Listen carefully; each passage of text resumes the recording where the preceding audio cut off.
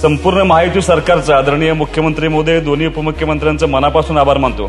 कारण महाराष्ट्रातील तमाम शेतकऱ्यांसाठी पुण्यश्लोक अहिल्यादेवी होळकर शेतकरी कर्जमाफी योजना या सरकारनं जाहीर केली। विधानसभेच्या निवडणुकीला जो शब्द दिला होता तो शब्द आज आम्ही पूर्णत्वास नेतो, याचा आम्हाला विशेष मनापासून आभार आहे।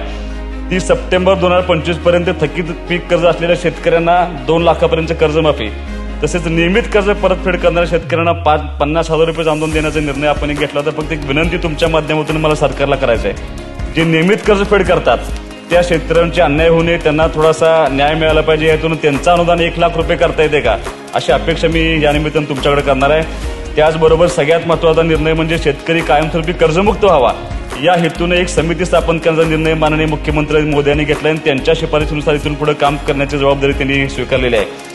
राज्य शासनाच्या वतीनं ॲग्रोटेक असेल, ॲग्रीटेक असेल, महावेद असेल, क्रॉपसॅप असेल, महाडीबीटी असेल इत्यादी डिजिटल प्लॅटफॉर्मच्या माध्यमातून एकात्मिक इकोसिस्टम उभा करण्याचा निर्णय निश्चितपणे घेतलेला आहे। मुख्यमंत्री बळीराजा मोफत योजना सुरूच राहणार असल्याची घोषणा त्यांनी केलेली आहे। त्यासाठी तब्बल 20,000 कोटींची तरतूद केली। यापूर्वी 32,756 कोटी रुपये या ठिकाणी दिलेले आहेत। एक महत्त्वाचा निर्णय या बजेटमध्ये घेण्यात आला तो म्हणजे स्वर्गीय गोपीनाथ मुंडे अपघात सानुग्रह योजनेमध्ये शेतमजुरांचा समावेश केल्याबद्दल मी तुमचा मनापासून या ठिकाणी आभार मानतोय।